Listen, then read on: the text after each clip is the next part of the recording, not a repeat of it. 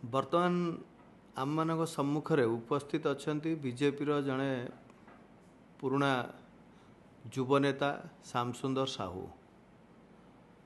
ତାଙ୍କଠୁ ଆମେ କିଛି ଶୁଣିବାକୁ ଚାହୁଁଛୁ ବର୍ତ୍ତମାନର ଯେଉଁ ରାଜନୈତିକ ବ୍ୟବସ୍ଥା, ଆମର ଜନତାଙ୍କର ମାନସିକତା, ତାକୁ ନେଇ ନେତାମାନଙ୍କର ମଧ୍ୟ ଯେଉଁଭଳି ଭାବରେ ଦୃଷ୍ଟିକୋଣ ରହିଛି, ତା ଉପରେ ଟିକେ ଆମେ ଆଜି ଶ୍ୟାମବାବୁଙ୍କଠୁ କିଛି ଶୁଣିବାକୁ ଚାହିଁବା। ଭାରତ ଏକ ବିରାଟ ଗଣତନ୍ତ୍ର ରାଷ୍ଟ୍ର। ତେବେ ଆମର এই ଗଣତନ୍ତ୍ର ବିଧି ବ୍ୟବସ୍ଥା ଭିତରେ ଆମର ନେତାମାନେ ହେଉଛନ୍ତି ପ୍ରତିନିଧି। କାହାର? ଜନତାଙ୍କର ପ୍ରତିନିଧି। ଜନତାଙ୍କର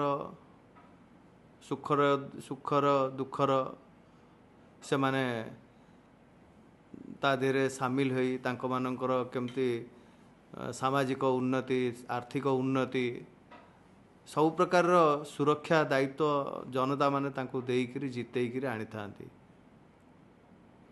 ତେବେ ବର୍ତ୍ତମାନ ପରିପ୍ରେକ୍ଷୀରେ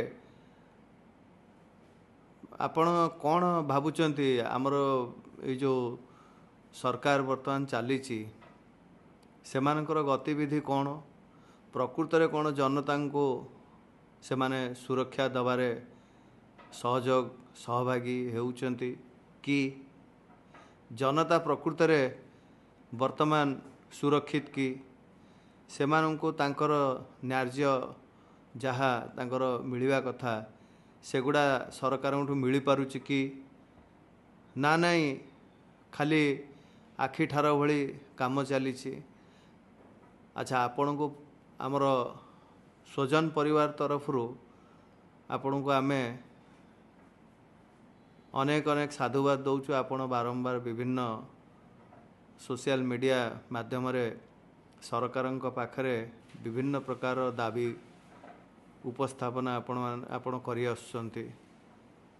ଆପଣ ସବୁବେଳେ ଦେଖାଯାଇଛନ୍ତି ଜନତାଙ୍କ ପାଇଁ ସ୍ୱର ଉଠେଇଛନ୍ତି ଆପଣ, ଯେଉଁଟାକି ଆକ୍ଚୁଆଲି ଆମେ ଆଶା କରିବା କଥା ମିଡ଼ିଆ କର୍ମୀମାନଙ୍କୁ। ସେମାନେ ହେଉଛନ୍ତି ଜନତାଙ୍କର ସ୍ୱର।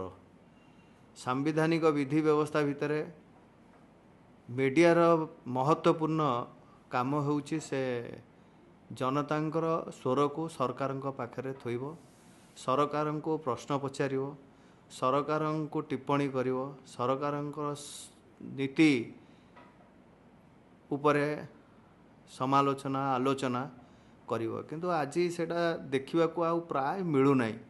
ଏବେ ସରକାରଙ୍କର ମୁଖପାତ୍ର ହେଲା ଭଳି ମିଡ଼ିଆମାନେ କାର୍ଯ୍ୟ କରୁଛନ୍ତି। ତ ଏଇଟା ସମ୍ବିଧାନର ଯେଉଁ ମୌଳିକ ରହିଛି ମାନ, ସେଥିରେ ସେ ମାନ ରହୁଛି ତ? ଆଉ ଆପଣ କ'ଣ ଆଉ ସରକାରଙ୍କୁ କ'ଣ କେଉଁଭଳି ଭାବରେ କ'ଣ ଆପଣ ରଖିବେ, ଜନତାଙ୍କର କେମିତି ଉନ୍ନତି ହେବ ସେ ବିଷୟରେ କହିବେ। ଏବଂ ଆଉ ଗୋଟେ କଥା ଯେ ଦଳମାନେ କ'ଣ ରାଷ୍ଟ୍ରର ଉପରେ? ସେମାନେ ରାଷ୍ଟ୍ରର ମଙ୍ଗଳ କାମନା କେମିତି କରିବା କଥା ସେ ବିଷୟରେ ଚିନ୍ତା କରିବେ, ନା ଦଳର ଉନ୍ନତିକୁ ବେଶୀ ସେମାନେ ତା ଦେହରେ ଲାଗିବେ? କେଉଁଟା ଠିକ୍ ଆପଣ କୁହନ୍ତୁ। ଏବେ ଆପଣଙ୍କଠୁ ଆମେ ଶୁଣିବା। जय श्री जगन्नाथ, जय माँ कटक चंडी। मु श्यामसुंदर साहू प्रथमे मोर भारत वर्षर गुरुजन मानक मु प्रणाम करुची। माँ मौसी मानक मोर सम्मान, समस्त युवबंधु मानक मोर स्वागत अभिनंदन। आज स्वजन परिवार तरफ आमको निमंत्रण जो देइछंती किछि ताका आगरे वक्तव्य रखिया जनता एवं सरकार विषय से मु स्वजन परिवार को बहुत धन्यवाद देवी। ଭାରତବର୍ଷ ଏକ ସର୍ବବୃହତ ଗଣତାନ୍ତ୍ରିକ ରାଷ୍ଟ୍ର ସାରା ବିଶ୍ୱରେ। ସେଥିପାଇଁ ଆମର ବହୁତ ଗର୍ବିତ ଆମେ ଯେ ଏଠି ହେଉଛି ଜନତା ଜନାର୍ଦ୍ଦନ। ଜନତା ହେଉଛନ୍ତି ଏଠି ମୁଖ୍ୟ, ଏଠି ଗଣତନ୍ତ୍ର ହେଉଛି ମୁଖ୍ୟ। ତେଣୁ ଆମେ ଏଭଳି ରାଷ୍ଟ୍ରରେ ଆମେ ଜନ୍ମିତ ହୋଇଛୁ ଯେଉଁଠି ଜନତାର ଅଧିକାର ସର୍ବଦା ଗୁରୁତ୍ୱପୂର୍ଣ୍ଣ ରହିଛି। ସେଥିପାଇଁ ଆମେ ଏଇ ଯେଉଁ ସମ୍ବିଧାନ ଆମେ ଗଢ଼ିଛନ୍ତି ଆମେ ତାକୁ ଆଜି ମନେ ପକାଉଛୁ। ଡକ୍ଟର ଆମ୍ବେଦକର, ତା ଛଡ଼ା ଆଜି ସ୍ୱଜନ ପରିବାର ଯେଉଁ ଆମକୁ ଆଜି ରଖିଲେ, ପ୍ରଶ୍ନ ରଖିଛନ୍ତି, ସରକାରର ଦାୟିତ୍ୱବୋଧ ଏବଂ ଜନସାଧାରଣଙ୍କର କର୍ତ୍ତବ୍ୟ, ଏସବୁ ବିଷୟରେ ଆମକୁ ପ୍ରଶ୍ନ ରଖିଛନ୍ତି। ମୋର ଯେତିକି ଅଭିଜ୍ଞତା, ଆମେ ସାଧାରଣ ଲୋକଟିଏ, ସେମିତି ଏତେ ବଡ଼ ଜ୍ଞାନୀ ଗୁଣୀ ଆମେ ନୁହେଁ। ତେଣୁ ଗୋଟେ ସାଧାରଣ ମଣିଷ ହିସାବରେ ଆମକୁ ଯେତିକି ଆସୁଛି ଆମେ ଆପଣମାନଙ୍କ ଉପରେ ରଖିବୁ। ମୁଁ ଆଜିକାଲି ଦେଖୁଛି ଜନ ଆନ୍ଦୋଳନ ନାହିଁ, ସରକାର ଯାହା କଲେ ବି ଜନତା ଚୁପଚାପ ବସିଛନ୍ତି। ଏଠି ଲାଭ ହେଉ, କ୍ଷତି ହେଉ, ହାନି ହେଉ, ଯାହା ବି ହେଉ, ଜନତାର ସ୍ୱର ନାହିଁ। ମୁଁ ଆହ୍ୱାନ କରିବି ସମସ୍ତ ଯୁବବନ୍ଧୁ, ସମସ୍ତ ଜନସାଧାରଣ, ସମସ୍ତ ଭୋଟର ଭାଇ ମାନଙ୍କୁ ଆପଣ ଜନ ଆନ୍ଦୋଳନକୁ ଆପଣେଇ ନିଅନ୍ତୁ। ଆପଣ ଜନ ଆନ୍ଦୋଳନ କଲେ ଆପଣ ଗୋଟେ ସୁଶାସନ ପାଇଁ ମିଳିବ, ଆମମାନଙ୍କର ଉନ୍ନତି ହେବ, ଏସବୁର ହେଇପାରିବ। ଆମେ ଯେଉଁ ଆଜି ବିରୋଧୀ ଦଳ ଛିଡ଼ା କରୁଛେ, ଆମେ ଦେଖୁଛୁ ବିରୋଧୀମାନଙ୍କର ସ୍ୱର ବି ଏତେ ତୀବ୍ର ନାହିଁ, ଯାହାଦ୍ୱାରା କି ଗୋଟେ ସୁଶାସନ ମିଳିପାରୁନି। ମୁଁ ଏକ ନିର୍ଦ୍ଦିଷ୍ଟ ଦଳରେ ଅଛି, ବିଜେପି ଦଳର ମୁଁ କର୍ମକର୍ତ୍ତା। ନିଶ୍ଚିନ୍ତ ବିଜେପି ଦଳ ଏକ ମହତ୍ ଦଳ, ବିଜେପି ଦଳରେ ନୀତି ନିୟମ ଅଛି। କିନ୍ତୁ ମୁଁ ଏଇଟା ମାନିବିନି ଯେ ବିଜେପି ଦଳରେ ଥିବା ସମସ୍ତ କର୍ମୀ ଠିକ୍ ଅଛନ୍ତି। ଦାୟିତ୍ୱ ଲିଭଉଥିବା ମନ୍ତ୍ରୀ ହେଉ, ଏମ୍ଏଲ୍ଏ ହେଉ, ସମସ୍ତେ ଠିକ୍ ଅଛନ୍ତି। ଏଠି ହେଉଛନ୍ତି ମାଲିକ ହେଉଛନ୍ତି ଜନତା। କିନ୍ତୁ ଏଇ ଯେଉଁ ରାଜଗାଦିରେ ମନ୍ତ୍ରୀ ଏମ୍ଏଲ୍ଏ ବୁଲୁଛନ୍ତି, ଏମାନେ ହେଉଛନ୍ତି ଏମାନଙ୍କର ଚାକର। ଆମେ ପଇସା ଦେବୁ, ଜନସାଧାରଣଙ୍କର ଟ୍ୟାକ୍ସ ପଇସାରେ ସେମାନେ ଦରମା ନେବେ, ବଡ଼ ବଡ଼ ଗାଡ଼ି ଚଢ଼ିବେ, ଟେଲିଫୋନ ବିଲ୍ ନେବେ, କ୍ୱାର୍ଟର ନେବେ, ମାନ ସମ୍ମାନ ନେବେ, ଫୁଲହାଳ ନେବେ, ଏସବୁର ବ୍ୟବସ୍ଥା ରହିଛି।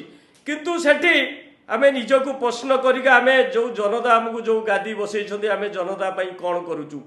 ଗୋଟେ କୃଷକ ଭାଇର କେତେ ଉନ୍ନତି କରୁଛୁ, କେତେ ଶିଳ୍ପ ପ୍ରତିଷ୍ଠା କରୁଛୁ, ପର୍ଯ୍ୟଟନ କ୍ଷେତ୍ରରେ ଆମେ କେତେ ଉନ୍ନତି ଆଣୁଛୁ, ପରିବେଶ ପାଇଁ ଆମେ କେତେ ଗଛ ଲଗାଉଛୁ, କେତେ ଜଳର ଆମେ ସୁରକ୍ଷା ଦେଉଛୁ। ଏପରି ଅନେକ କାର୍ଯ୍ୟ ଅଛି। ନିଜକୁ ପ୍ରଶ୍ନ କରିବାର ଆବଶ୍ୟକତା ରହିଛି। ଆପଣମାନେ ହେଲେ ଜନପ୍ରତିନିଧି, ଏଠି ସରକାର ମାନେ ସମସ୍ତଙ୍କର, ସରକାରକୁ ଜନତାର କହିବାର ଆବଶ୍ୟକତା ଅଛି। ଆମେ ପ୍ରଥମେ ଜନତାଙ୍କର, ତାପରେ ଦଳର, ତାପରେ ଯାହାର।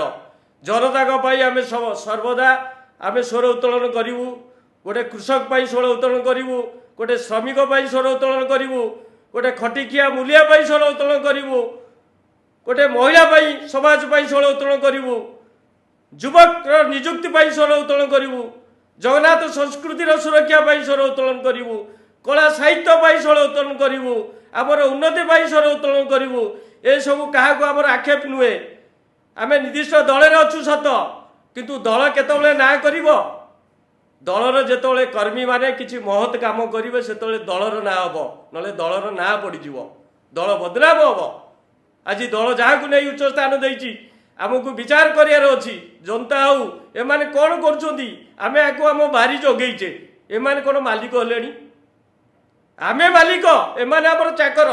ଯେହେତୁ ଆମେ ଆକୁ ଦରମା ଦେଉଛେ, ଏମାନେ ମୁଣ୍ଡରେ ଚଢ଼ି ଆମର ମାଲିକ ହେଲେଣି। ଏସବୁର ବ୍ୟବସ୍ଥା ହେଇପାରିବନି। ଆପଣ ପ୍ରଶ୍ନ ପଚାରନ୍ତୁ ପ୍ରତି ନିର୍ବାଚନ ମଣ୍ଡଳୀରେ ଯାହାକୁ ପ୍ରତିନିଧି ରଖିଛନ୍ତି, ତାଙ୍କୁ ଜନତା ମାନେ ପ୍ରଶ୍ନ କରନ୍ତୁ। ବିଭିନ୍ନ ଷ୍ଟେଜ ଶୋ କରି ତାଙ୍କୁ ଡାକି ବିଭିନ୍ନ ତାଙ୍କୁ ପ୍ରଶ୍ନ କରୁଛୁ, ତମେ ନିର୍ବାଚନ ମଣ୍ଡଳୀ ପାଇଁ କ'ଣ କରିଛ?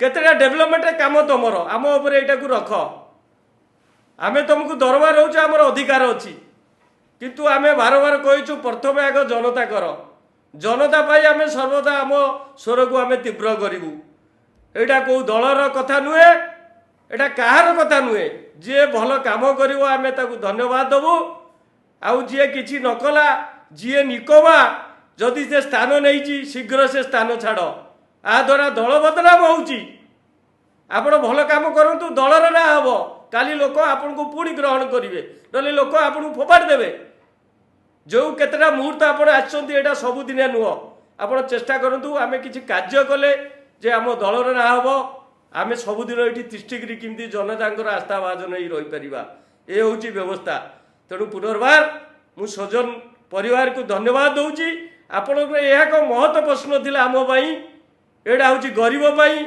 एटा होउची जनता को पाई पुनर्बार मु आह्वान करची मु श्याम सुंदर साहू समस्त युव बंधु मानकू आपण स्वरटा को तीव्र रखंतु से स्वरटा होउची गोटे गरीब खटिकिया बुलिया पाई कौन पाई लोकंकर घर द्वार भांगी दिया जाउची प्रति अंचल घर द्वार भंगाई से कौन होउची आपण आग प्रोजेक्ट देखातु इटी कौन से जगार आग कौन हम आमर संविधान थईथान व्यवस्था अच्छी खरा दिन लोक माने भांगिक निराश कर दौची आ द्वारा गोटे दलर आफेक पड़ुची सरकार बदनाम होउची जो जगह आप भांगी दौरान से जगह कौन करेंगे आग तार विधिविध व्यवस्था करतु तापर ताकू थईथान कर से जगह को भांगतु आम कहूनु जे एटा परमानेंट स्ट्रक्चर गोटे गरीखियार अधिकार अच्छी ए जगह क्या एटा कौन खाली बड़ लोकिया रे गरीब लोक जीवे कड़े गोटे कृषक अवहेलित होउची कृषकर कृषि क्षेत्र उन्नति ना ताले आम क्या टेकिया पकया कथा पड़नी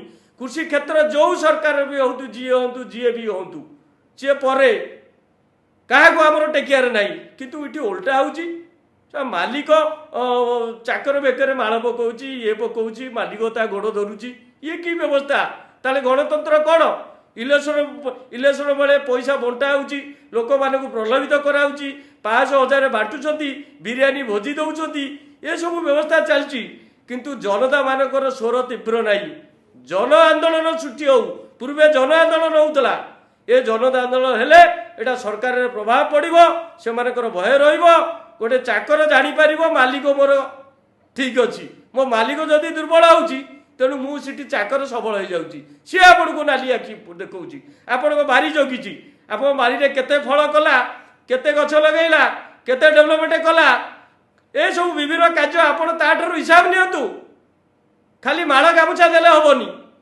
तेणु पुनर्बार मु ओडिशार समस्त जनसाधारण को समस्त भोटर भाई मान को मु श्याम सुंदर साहू तरफ आपण मान को आह्वान करुची आपण माने आपणकर स्वरटा को तीव्र करंतु से स्वरटा सरकार को ऊपर पड़ो आमे खाली कहले जड़े हेनी सोशल मीडिया रे आमे कहबू सब लड़े आमे करूँ जहाँ भी है जो आमर किसी स्वार्थ दरकार नहीं किसी पदवी दरकार नहीं जहाँ भी है जो प्रथम मुझे आम जनता जनता आम आग बाहरबू तापर मो दल तापाई मो सरकार जय जगन्नाथ वंदे उत्कल जननी।